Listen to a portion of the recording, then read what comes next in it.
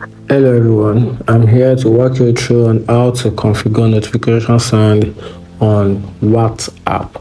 So for you to do that, you have to tap on your gear button and scroll down to notification.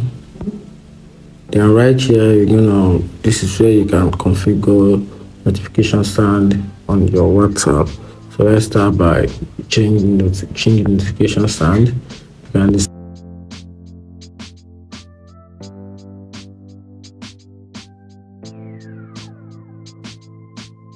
or I'm gonna pick anyone so far this is iPhone. I'm gonna pick. So I'm gonna pick. Alright, let's pick this. You can see. Then you tap on save.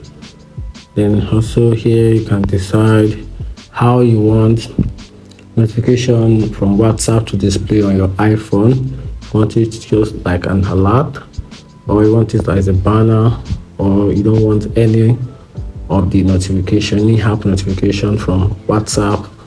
So this is where you can configure them. And also if you want sound, or you also want vibration from the in-app notification from WhatsApp, this is where you can configure all of them.